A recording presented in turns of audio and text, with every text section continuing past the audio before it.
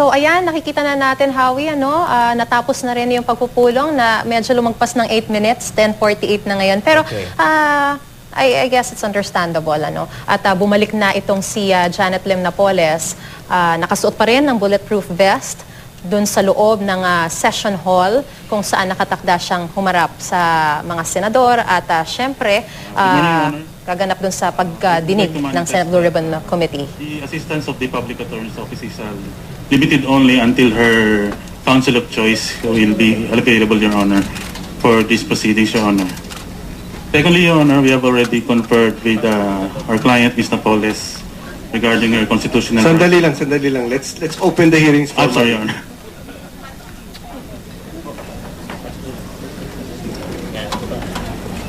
Okay. Hearing is resumed. Attorney, identify yourself, please. Yes, Your Honor. I am Attorney Howard Areza, Your Honor. Okay, proceed. Yes, Your Honor. For the record, Your Honor, we would like to manifest, Your Honor, that the assistance of the Public Attorney's Office is on a temporary and limited base only, Your Honor. Considering that Mr. Napoles has a private counsel who is unavailable right now. And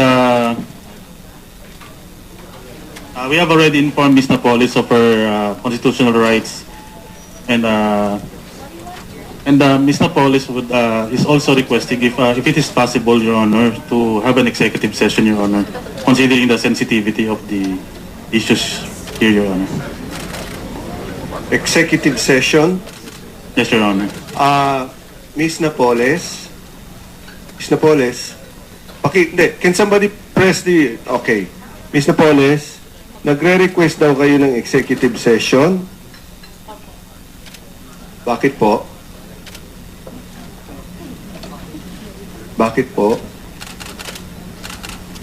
Dahil po sa sensitivity ng issue natin. Okay. Hearing suspended. I will confer with the committee members.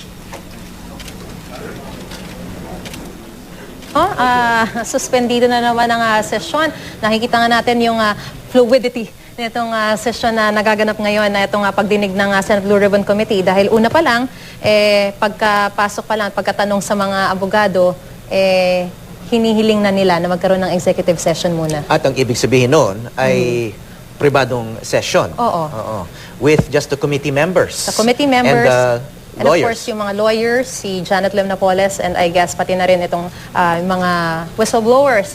Alamin natin yung detalye. Puntahan natin si Sandra Aguinaldo na naroon din sa Senado. Sandra, ano na yung posibleng mangyari ngayon na humihiling ng executive session itong si Janet Lim Napoles? Yes, Maris, Howie, ngayon nga, nakikita natin dito ang nag-uumpo ka na yung mga senador, sina Senate President Drilon, TG Ginggona, at si Alan Cesar Cayetano, pati na rin si Senator Bam Aquino, at sila nga ay nag-uusap kung pagbibigyan itong kahilingan na ito. Alam mo naman, Maris, kapag sinabing executive session, talagang sikreto, anuman yung impormasyon na mailalabas doon sa loob ng executive session at hindi ito maaring malaman ng publiko. Ang dinadahilan nga nitong si Mrs. Napoles, sensitibo raw kasi yung impormasyon at kaya ito ay sa palagay ko talagang siniseryoso ng mga senador itong kanyang kahilingan at at the same time nakita na rin naman natin dun sa mga past coverage natin sa mga ganitong pagkakataon na minsan napapagbigyan yung executive session pero kung minsan din Marisa ay hindi yan pinagbibigyan alang-alang na rin dun sa public interest at yung kagustuhan din ng mga senador na malaman ng publiko kung ano yung ano man yung impormasyon na gustong sabihin itong si Mrs. Napoles. So sa ngayon Maris ay nag-uumpukan itong mga senador. Meanwhile, ang nakikita rin natin dito ay yung mga witnesses o yung mga whistleblowers ay nakaabang din at sila naman masasabi nating cool na cool at ilan sa kanila ay nakatitig nga dito kay Mrs. Napoles habang siya naman, itong si Mrs. Napoles ay binubulungan ng kanyang mga abogado. So yun Maris, ang iintayin natin dito talaga kung ano yung desisyon ng mga senador. Yes, Howie? Alam ba natin yung ground rules sa isang executive session? Off the record ba yan? Alam natin na hindi natin pwedeng i-ere, obviously. It's a private session, but is it a secret session? Halimbawa, hindi pwedeng sabihin sa media ng mga senador kung ano yung sinabi ni Janet Lim Napoles. Ano yung Yes, Javi. paano magagamit yung testimonya ni Janet Lim Napoles sa isang executive session? Yes, sabi ang pagkaalam natin dyan, ay talagang itong kung ano man yung i-reveal niya ay bawal sabihin ng mga senador sa publiko dahil ito nga ay isang executive session. At okay, Howie, eto na, pumukpok na ng Gabriel. Sige, pakinggan na natin, Sandra. Senator TG Gingola. The floor leader will read the rules. Mr. President, Section 11, Executive Session and Public Hearing. If the committee believes that the interrogation of a witness in a public hearing might endanger national security, it may motu proprio or upon motion of any interested party conduct its inquiry in an executive session for the purpose of determining the necessity or advisability of conducting such interrogation thereafter in public hearing. No? Mr. President, Mr. Chairman, let me share my view on this. I am very tempted to say yes and to vote yes and to ask for an executive session because like the other 100 million Filipinos, I want to know what Ms. Napoles has to say. Alam namin na gusto ng ating mamayan. Having said that, Mr. President, I'd like to ask Ms. Napoles, gandang umaga, Ms. Napoles, no? I don't know if you understand na sa ating rules ng Senado, pag nag-executive session, pag nagbotohan na ilabas yung napag-usapan doon, lalabas din yung napag-usapan. But then, magkakaroon ng duda na bakit tayo-tayo lang ang nag-usap. So meaning, sa haba-haba ng posisyon, sa simbahan din ang tuloy, whether we do it now in public or we do it na tayo lang, lalabas at malalaman din ng publiko. So Mr. Chair, I'd like to appeal to Ms. Napoles that if you want to tell the truth and want to tell everything, baka there's a way that you can tell it in public. Kung may duda ka sa ibang pangalan or whatever, nandyan naman yung counsel mo, nandyan yung Justice Secretary. But I think the best is to do it openly and in public. Okay. Thank you, Majority Floor Leader. So Ms. Napoles, kami nakikiusap. We suppose humihingi ka ng executive session dahil magsasabi ka ng totoo. Pero dahil sa napag-usapan, wala sa rules namin pwede hindi involved ang national security dito. So hindi namin maibibigay po yung hinihingi ninyong executive session. Pero kami po lahat nakikiusap kung pwede para sa taong bayan, magsabi na po kayo ng totoo para malaman ng taong bayan ano ba talaga nangyari. Is that okay, Mr. Poles? Okay. Thank you. Okay, let's proceed. Ms. Napoles, kumusta ang kalagayan mo ngayon? Okay naman po. Okay naman. Kasi a few days ago, nasugod ka daw sa hospital. Tama po ba yun? Opo. Pero everything's okay now. Okay. Ano po ang hanap buhay ninyo? Trading po. Trading. Itong JLN Corporation, kayo po ba may-ari ng JLN Corporation? Opo. At anong business nitong JLN Corporation? Trading nga po. Kay nino kayo nakikipag-trade Sa mga kliyente po namin. sa mga kliyente ninyo? Sino-sino ba yung mga kliyente ninyo? At anong kinitrade ninyo? Sir, may kaso na po kami sa BIR. Siguro po, doon na lang po namin sasagutin kung ano po yung kinitrade po namin. Okay. Pero alam niyo, Ms. Napoles, yung pag-trade, hindi naman makaka-apekto sa BIR case mo. Kung ano yung tinitrade mo, ano yung business mo, ano yung pinaka-produkto na pinitrade ninyo? Pagkatapos na lang po ng kaso namin, sir. Kasi ho, doon namin sasagutin na lang, sir. Okay. Sige. Miss Napoles, kilala mo ba si Ben Herloy? Anong relasyon mo kay Ben Herloy? Mag-anak po. Kamag-anak. At empleyado siya ninyo, di ba po? Opo. Diyan saan po siya kamag-anak? At saan po siya empleyado? JLN po. Sa JLN. Kilala mo si Mamang? Opo. Gertrudes Loy. Opo. Anong relasyon niya sa iyo? Tita po. Tita mo. Anong functions niya sa inyo? Nag-aalaga ng mga anak ko. Nag-aalaga ng mga anak mo. Okay. Si Helen, si Marlina Sunas, kilala niyo po. Kaibigan po ni Benhar. Pero kilala niyo.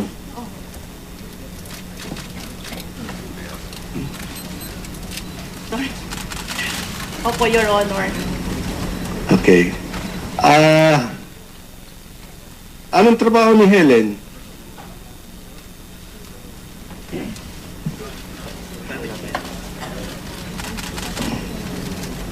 Ano pong trabaho ni Helen? Hindi ko po alam. Hindi ba siya empleyado mo? Hindi po. Sinasabi niya empleyado siya. Sir, may kaso na rin tungkol dyan po. So, sasagutin na lang ho namin dun sa tamang... Ano yung kaso? Nasa labor po. Sa labor. Kilala mo si Marina Sula? Marina Sula? Oo. Opo. Si Baby? Opo. Okay. Gaano katagal na kilala mo? Matagal na ho. Taon-taon na. Oho. Empleyado mo rin. Sino po? Bookkeeper po. Bookkeeper. I see. Saan ba si Baby? Baby, oo. So, bookkeeper ng JLN? Po.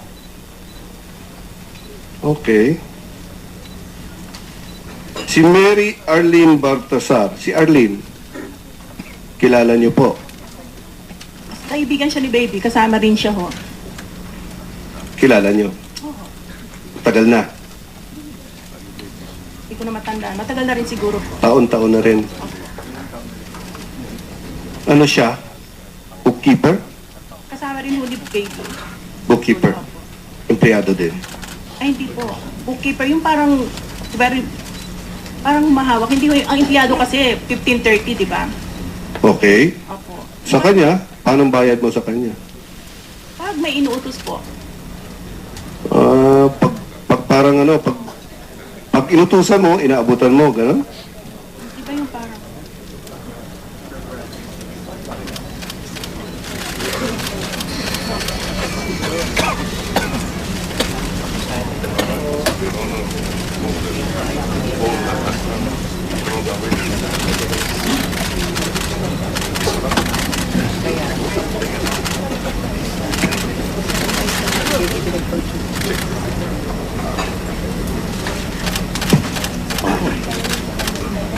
Parang alalay po ni Baby.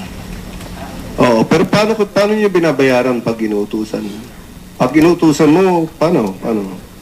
Paano ang bayad sa kanya? Sabi mo hindi 15:30. Opo. Pag paabot-abot po, kung may inutos sa kanya, inaabutan ho. Paabot-abot. I see. Okay.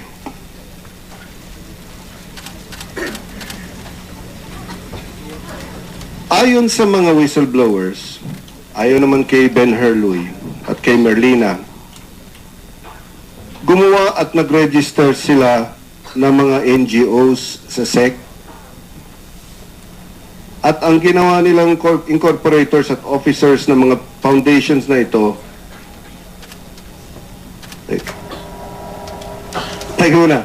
Sige, ganito muna ha, para at least kailangan mapakinggan mo yung tanong, pero kung gusto niyo makipag-usap, magsabi muna kayo para bigyan ko kayong oras.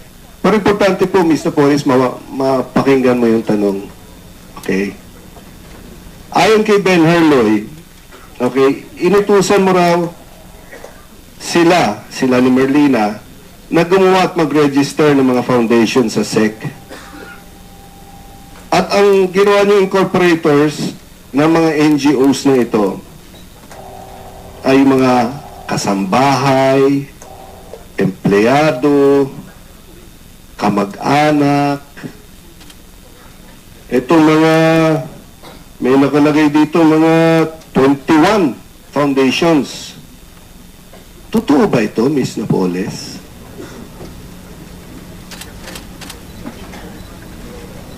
Hindi po. Hindi totoo. Okay. Lahat po ng tatanong ko sa inyo, nakabase sa sinumpang salaysay o affidavits ng mga whistleblowers. So ngayon, tinanong mo hindi totoo, tatanungin ko si Ben Herloy sapagkat nandyan yan sa kanyang sinumpang salaysay or affidavit. Sa mga whistleblowers, no? Pagka tinanong ko kayo tungkol sa affidavits nyo, kung hindi nyo maalala yung affidavit or transcript, no? Nandyan si Attorney Rene Consiu ng Blue Ribbon. Nasaan siya? Ayan. Mag-aabot siya ng pertinent, bigyan mo naman ng, para makadaan siya. Para maka-refresh ng memory. Pero kung hindi, kung okay na sa inyo, naalala nyo, sagot agad. At kung anong gusto nyong i-dagdag pa, pwede na. So, Benner, hindi daw totoo na gumawa kayo ng 21 foundations na ang linagay kasambahay, empleyado, kamag-anak. Anong masasabi mo rito?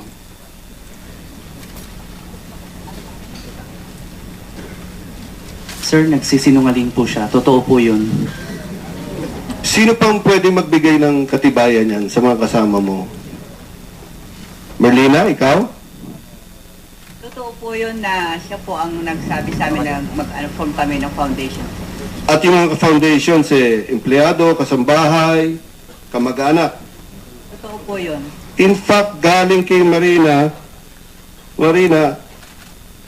ang sinasabi ni Marina naman, ang pangalan ng mga incorporators ng NGO ay galing ka sa mga kung sino-sinong nakalista lang sa telephone directory. Minsan patay na tao. O minsan, mga taong hindi alam na ginamit ang pangalan nila, tulad yung si Nemesio Pablo, yung welder na nandun sa Australia. Totoo ba ito, Miss Napoles? Totoo ba ito, Miss Napoles? Hindi po. Hindi totoo. Hindi totoo. Counsel, you are the role of counsel is limited to advising their clients. You cannot address unless, of course, I agree to it. But the general rule is counsels should be limited to advising the clients of the rights. Okay? Yes, Your As Honor. I see, you want to manifest something, but please stick to your role. Marina, Good morning po. good morning. Nasa affidavit mo to. Do you confirm this? Opo, totoo po na nag-form siya.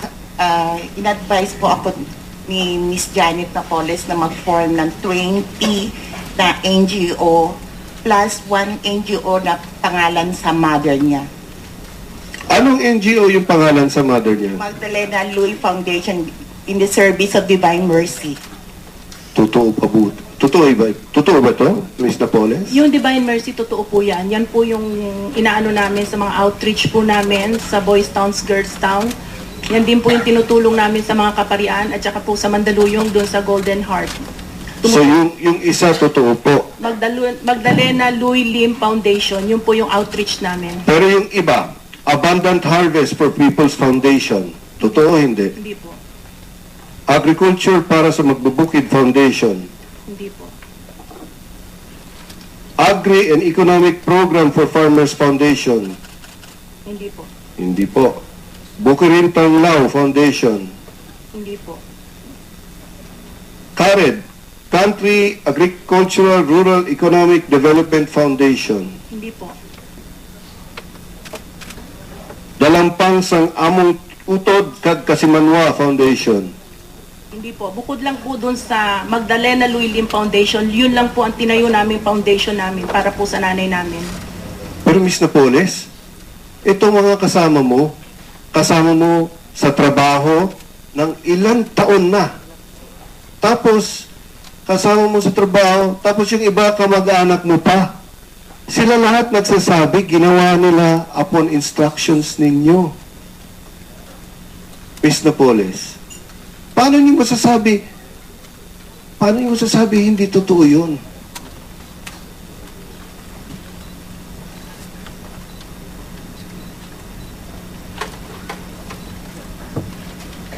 Di hong humingi ng salaysay nila para mapakita ko doon sa abogado.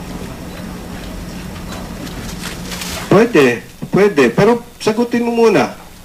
Paano mo masasabi yun? Pero mo, ilang taon mo silang kasama? Hindi ko alam. Yung iba, Hindi ko alam kung paano, kung anong gusto nila sabi. Total ho, na demanda na nila, nasa ombudsman na ho yun. Lahat ng hindi ko alam. hindi mo alam. Okay.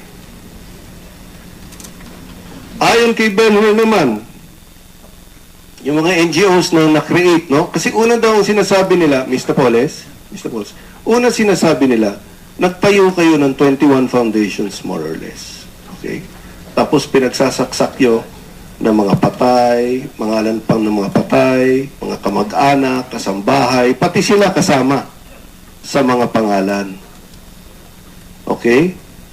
Tapos, pag mag-i-inspeksyon, ayon kay Ben Hur, pag mag-i-inspeksyon yung government agency sa mga NGOs, for example, yung sa Binyan Laguna, ito yung may inspection, doon lang kayo naglalagay ng mesa, upuan, dinalagyan nyo ng computer, may ilang papeles, para magbuwang functioning office. Tapos mag-i-inspection ng government office, tapos, after inspection, alsabalutan na, at balik na naman yung NGO sa JLN Corporation doon sa Discovery Suites. Totoo ba yun? Hindi po. Hindi totoo yun. Opo. Pero yung opisina mo nandun sa JLN Corporation 25th floor Discovery Center Suites. Opo. Ben Hur, ano masasabi mo rito? Nasa sinumpang salaysay mo yon? Sir, yung yung foundation na ibinuo ni Ms. Napoles na Social Development Program, ang office nito ay isa rin sa property niya sa Binyan, Laguna. Sa property. Ms. Napoles, yung social, ano pangalan? Social Development Program for Farmers Foundation. Nasa property pa rin ninyo yung opisina. Paano mo sasabing hindi niyo po alam? Kaya nagulat na nga lang ho kami. Anyway, sir, may kaso na ho sa ombudsman yan, doon na lang ho namin sasagutin. Ms. Napoles, nasa pangalan mo yung lupa, ah. Ben Hur? Yung People's Organization po na nasa Taguig, People's Organization, presidente po si Ms. Merlina Suñas. Property din po ni Ms. Napoles yun na sa may... Anong foundation yun? People's Organization. People's Organization. Ms. Suñas? Okay, sagot lang sa mic. Yung isang foundation po na na-form po ni Mrs. Napoles po, yung People's Organization for Progress and Development Foundation Inc. Ako po yung naging presidente doon at ang business address po nito ay isa sa mga properties ni Madam Jenny Napoles po sa Taguig. Sa Taguig. Doon po sa Block 23, Lot 59, EP Housing Village, Pinagsama, Taguig City. Ms. Napoles, pati yung detalye kung anong block number, lot number, alam nila. Siyempre ho, sila ho ang nagre-rehistro ng mga title namin. Natural naman ho na si Ben Hur, alam niya ho yung mga address namin eh. Diba? Pero posible ba na sila? Ilang taon ka na, Marlina, kasama ni Ms. Napoles? Kung sa JLN po is 12 years na po, plus from the Philippine Navy po, 1997 po, mga 3 years po. So 12, 15, more or less 15. Ms. Napoles, kasama mo ng 15 years. Tapos sinasabi nila merong opisina ng foundation dyan sa lote na ikaw may-ari. Posible ba na gawa-gawa nila ito? Lalagay sila ng opisina dyan? At ano makukuha nila? Ba't para sila gagawa ng opisina dyan? Para saan? Hindi ko alam. Hindi mo alam. Okay. Susunod, pagkatapos daw ng pagtayo ng foundation, tapos pagkatapos daw ng inspeksyon, mawawala na yung foundation, ang next step daw na ginagawa ninyo, nagne-negotiate na kayo sa mga mambabatas o lawmakers. Ayon kay Ben-Hur, inaalok mo raw ang mga lawmakers ng mga kickbacks na manggagaling sa kanilang PDAF. Totoo po ba ito?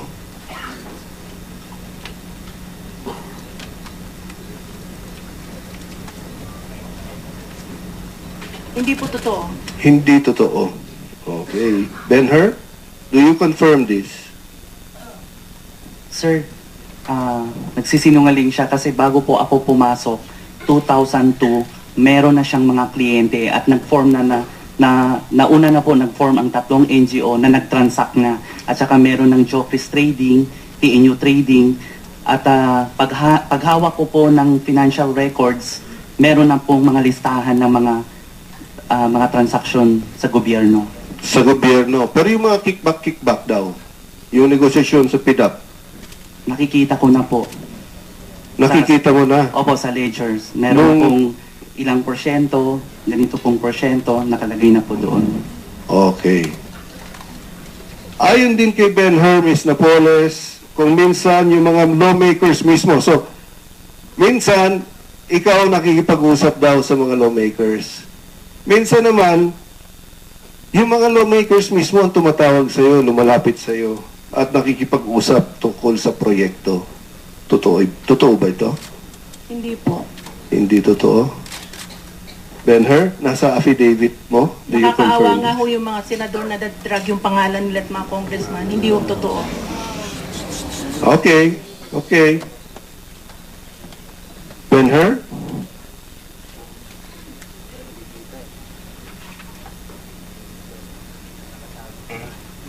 Sir, yung tungkol po sa financial transaction na bank to bank, so makikita naman po doon sa aming affidavits with their specific account numbers. Yes. So, at saka po, based on the endorsement letters din na in-endorse. So, Pero may pagkakataon na nakita mo yung mga, kasi nandun sa transcripts, na yung minsan yung mga lawmakers ang tumatawag eh. Yes po. Meron, di ba? Yes po. So, dalawang klase ng negosasyon. Isa, si Jenny ang lumalapit, At saka, at saka minsan, yung mambabatas mismo ang opo. At parang saka yung mga nagsosolicit. at saka po yung mga natalo na sa kanilang sa election. So meron na kaming mga agent. So nag-ahente-ahente, nagre-refer, kaya po nagkakaroon kami ng maraming client. Talagang professional business, ano? May mga agents pa kayo, tiga-solicit, ganon. Opo, refer. Tapos meron pong 5% commission ang agent. May 5% commission. Yes po. Mr. Poles, do you deny this? Opo, hindi po totoo yun. Hindi totoo yun. Okay. Ayon kay Marlina Sunas, sinabi mo sa kanya na ang hatian ng PDAF, yung hatian, ganito, 50% sa lawmaker, sa mababatas. So kung 100 million yan, 50 million sa lawmaker. 5% sa mga chief of staff.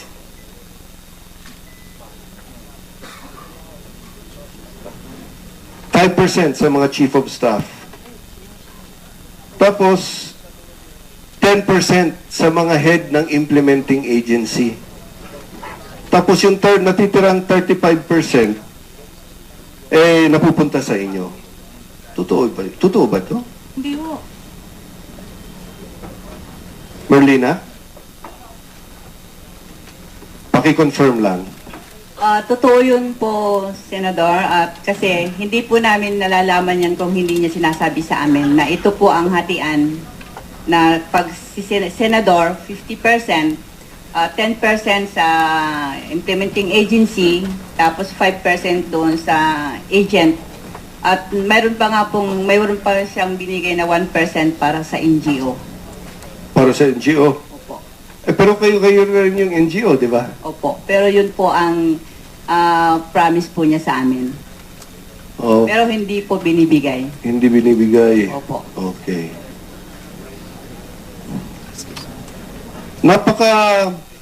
Ang nakikita natin dito, napaka-organized na ng scheme, ano? Pati yung hatian, very, very organized. Ngayon, dito tayo pumunta sa kickback, no? Yung pagbayad ng kickback. Ms. Napoles, ayon kay Ben-Hur, nagbibigay ka daw ng advance kickback sa mga lawmaker kapag nasubmit nila ang sulat nila sa Department of Budget and Management o DBM. Okay? Para ma-release ang kanilang PDAF. So sulat pa lang, isubmit na sa DBM, may 50% advance payment. Totoo ba ito? Hindi po, Your Honor. Hindi. Ben-Hur, do you confirm this?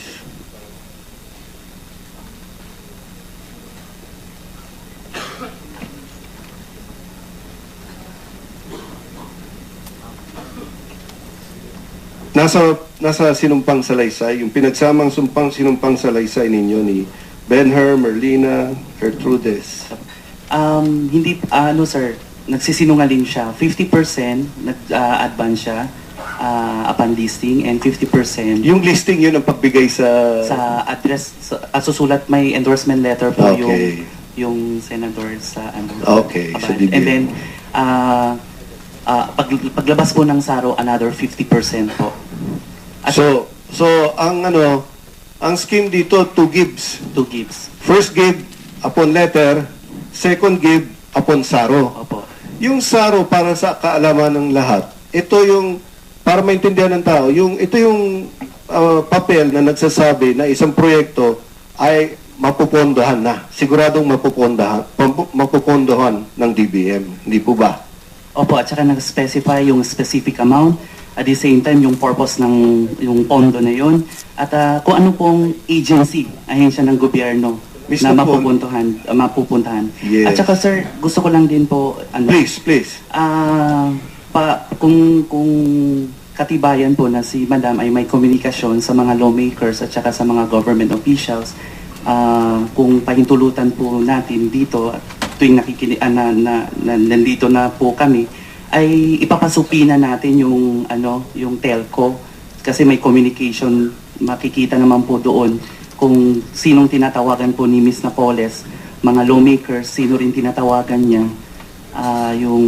at sino rin tumatawag sa kanya sa cellphone niya. So papasupina yung telco.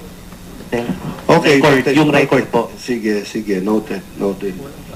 Alam niyo yung mga numbers? Alam ko po yung number ni Ms. Napoles. Sa bagay, okay. Hindi ko po alam yung number ng mga kausap niya. Okay. Ms. Napoles, may request dito, pagsalita daw sa mic, pakilakas daw. Masyadong hindi na marinig, no? So, Ms. Napoles, 2 gives daw. One upon listing, another upon pag-release ng SARO. Totoo ba ito? Hindi po, kasi nungalingan po. Okay, kung hindi totoo ito, ano yung totoo? Hindi ko po alam sa kanila. Hindi mo alam sa kanila. Okay. Ayon kay Ben-Hur, tuwing magbabayad kayo ng PDAF, ng kickback, inuutusan mo daw sila gumawa ng vouchers at maghanda ng pera. Of course, para ibigay, no? Sa vouchers na yan, nakalagay yung pangalan ng congressman o senador o chief of staff o sinong public official. At of course, yung amount, yung date, at pipirmahan nila ang mga vouchers kapag nakuha na nila ang kickback nila. Totoo ba ito? Sa tingin nyo, kung halimbawa, yes or no lang. No, it's okay. Please go ahead. Parang importante na hindi na kailangan yung Para lang, Ms. Napoles, please feel free to talk. Hindi na kailangan masyadong formal. Para importante lumabas yung katotohanan dito. Please, go ahead. Di ba ho? Sa tingin nyo, kung may mga ganong kickback gaya ng sinasabi nyo, do you think ang isang mababatas o isang chief of staff pipirma ng mga voucher? Kaya po parang kasinungalingan ho yan. Wala namang hong mga voucher na ano, at wala hong ganyang bigayan ng pera. Ben-Hur, please confirm. Sir, sa 10 taon na magkasama kami ni Madam at may hawak ako ng records, at kaharap ko din, nandun ako mismo na sinasabi niya sa lawmakers, ito ay record purposes lamang ng aming accounting. Nakatibayan po sir na tumanggap kasi alam mo naman ang tao namin baka nabawasan ng pera o ano. So, isang ebidensya yun na totally na hindi nagrereklamo at ito po yung basis din ng voucher. Pag dumating sa, alam po yun ni Ms. Napoles, na nagkakaproblema kami sa computation ng rebates. Sino pang sa mga kasama niyo makaka-confirm na may voucher? Yung voucher system din. Marina? Opo. Kami po ang ako ang nagpapile ng mga voucher. Mula pa noong nag-umpisa akong magtrabaho kay Miss Janet Napoles hanggang nung itong August 2013. Pero ditong January, lahat po ng mga voucher na yun, pina-shred niya doon sa Pacific Plaza. So na-shred na ito. Opo. Bakit? Dahil yung... Ayaw po niya kasi magkaroon ng katibayan na lahat yun ay may kaugnayan sa kanya. Okay. Tapos, di ba Ben-Hur, dito sa mga vouchers, may mga color coding pa kayo? Merong white, may yellow. Tama po ba yun? Yes po sir. Ang white po sa original ledger or file ng proponent ng lawmakers. Tapos ang yellow sa accounting, which ako naman po yung accounting. So yung pupunta yung yellow? Opo. Tapos ang pink po, napupunta po yun sa mga kausap, sa chief of staff, sa lawmakers, at saka sino po yung mga nag-agent. Kasi yun po yung katibayan namin sir. Kaya po may kopya sila. Yun po yung katibayan namin. Pag nagka-problema kami sa computation, pag hindi nagtali ang records sa pagkuha po ng kanilang komisyon. So yung mga pink, nandun na sa mga tumanggap yung kopya? Opo. Okay. Sir, at saka po, bukod po sa voucher, ang gusto po din ni Ms. Napoles kasi bukod sa voucher, meron pong endorsement letter at saka signed memorandum of agreement.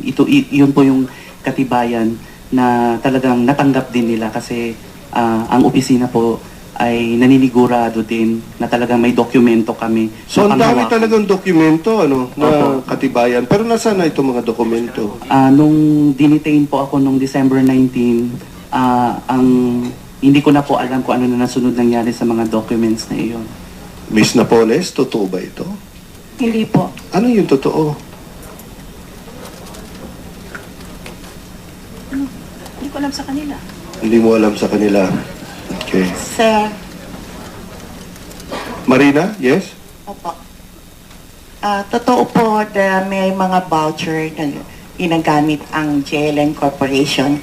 Katunayan nga po kaming dalawa ni Eileen Baltasar ang magkatulong na ini-shred namin lahat ng mga project at saka mga voucher doon sa Pacific Plaza Tower.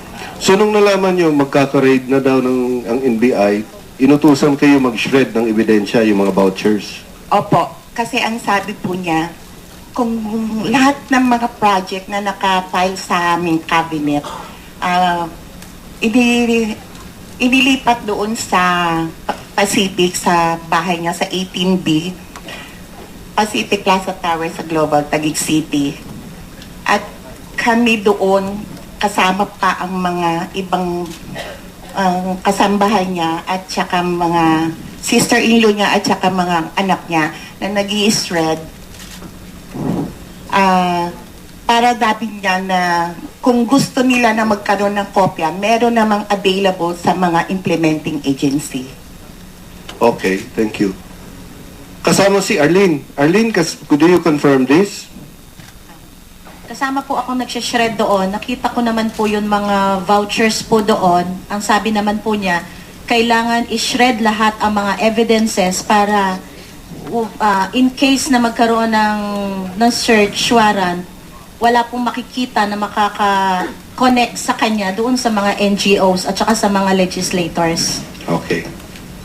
At sabi din, Ms. Napoles ni Ben-Hur, meron kay listahan ng bank account numbers ng mga lawmakers at kanilang chief of staff.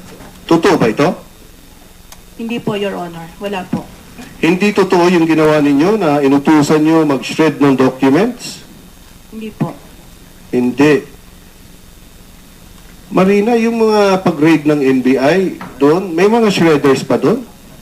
Marami po kami doon sa 18D. May mga maliliit. Tapos meron pong yung 3 unit na malaki doon sa office. Pinadala din po niya doon sa Pacific. Bumili pa rin po siya ng maliliit doon sa SNR.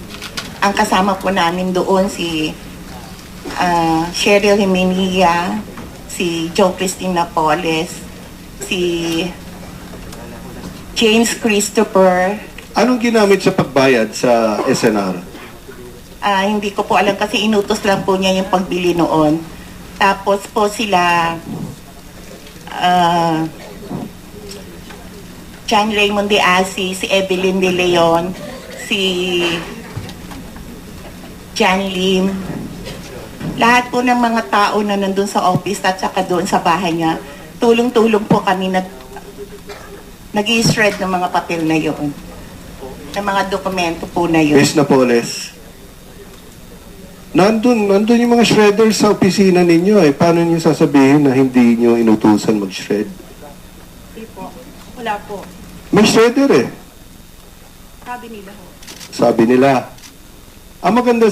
Maganda. Okay, Marina, sige. Dahil po sa dami ng mga papeles na shred, paglipat po namin sa pagkatapos po doon at nagbalik po kami sa office, bumili po siya ng heavy duty na isang shredder para po hindi mag-overheat. Para hindi mag-overheat. Malaman tatanungin natin yung NBI kung sino nag-grade. Pag-grade nila, nandun yung mga... Maalala niyo, sino ba yung nag-grade? Nandito ba? Hindi po kasi sila punta sa office. Doon po lang sila sa pag-rescue nung sa South Garden Pacific Plaza Tower. Okay. Ms. Napoles, sa harap nitong mga to, sinasabi nila, mga kasama mo, mga empleyado mo, yung iba pang kamag-anak mo, kasama mo ilang taon, ang daming detalyeng sinasabi. Hindi ba totoo ito? Hindi po, Your Honor. Hindi totoo ito. Ms. Napoles, you're under oath. Opo. Nagsumpa ka magsabi ng totoo. Opo. Okay, Ms. Napoles. Yung bank account ng mga lawmakers, okay. I'm sure at one point in time, may imbestiga ng AMLA yon. Dokumento yun. Opo. At hindi pwedeng magsinungalin ang dokumento. Kung meron mang cheque na galing sa inyo at pumasok dun sa bank account, makikita natin. Opo. At malalaman ang katotohanan. Opo. Di Alam po ko ba? po yun. Alam mo po yun. Opo, Your Honor. But in spite of that, you're still saying hindi po totoo lahat ito. Opo, Your Honor.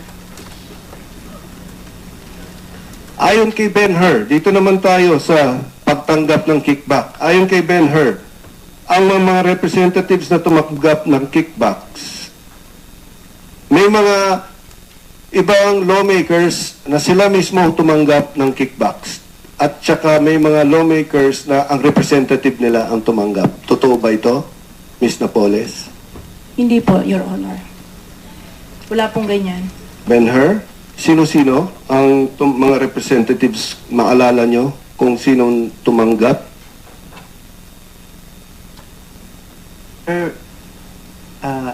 Mr. Chair, yung yung final na po namin ng kaso sa ombudsman po, yun. Tapos, yung...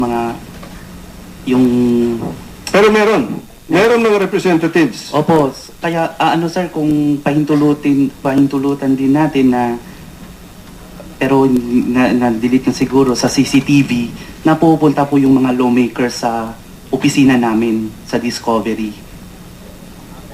Okay? Pero bukod doon, ikaw mismo, nakakita ka. Yes po, pupunta doon kasi po sir, bago po ako po na dinala kasi naging personal assistant ako niya 2002. Nung pupunta kami po sa opisina, nakikita ko po yung mga lawmakers na pumupunta na doon. At sinasabi po ni Madam sa akin na ito siya si okay. ganito siya.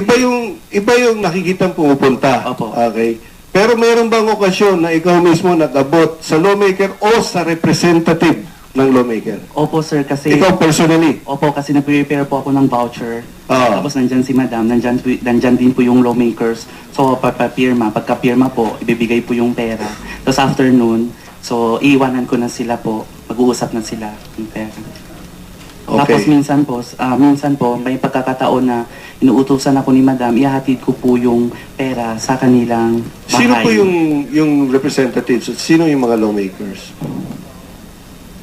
Yung si Congressman Valdez po. Dito naman po sa Sandali upper house. sandali. Ikaw mismo nag-abot, ha? Yes po. Oh. Sa upper house naman po ang pupunta si Attorney Richard Cambe, si Miss Ruby Tuason, si Pauline Labayen. Miss Napoles, kilala mo ba si Mr. Cambe? Kilala mo ba si Mr. Cambe? Hindi po. Hindi mo kilala? Hindi po. Si Pauline Labayen, hindi mo kilala? Hindi po. Si Valdez, Congressman Valdez, hindi mo kilala? Alam kong congressman pero hindi ko po siya kilala. Hindi mo kilala. Kilala siya nung husband ko pero ako hindi ho. And you're saying they never visited your office? Pag may party, sometimes office naman ho yun dahil... O, di kilala mo. Ay, hindi ko... Kilala mo. Tinatanong ko lang naman kung kilala mo. Si Valdez lang po, nakapunta one time sa office namin dahil asawa ko ang kausap niya, hindi ho ako. So, kilala mo sino? Sino yung kilala mo? What do you mean kilala? Personal na kilala o ano?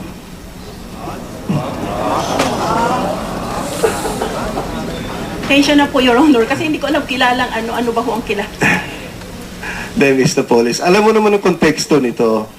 So, una sa lahat, sige, basta kilala mo lang. Yung walang basta kilala mo lang. Sino yung mga kilala mo? Tunang senador, di ba, binoboto natin. Kilala ko sila pero hindi nila ako kilala. Sige, huwag na tayo pumunta doon. Balikan natin si Ben-Hur. Mr. Chairman, may I suggest para magkaintindihan tayo, Mr. Poles? Alam ko kung gaano kahirap to, no? Pero definition of terms lang para magkaintindihan tayo. Yung kilala, ibig sabihin, napanood mo sa TV, so alam mo yung pangalan niya, kilala. Yung personal na kilala, ibig sabihin, kaibigan mo.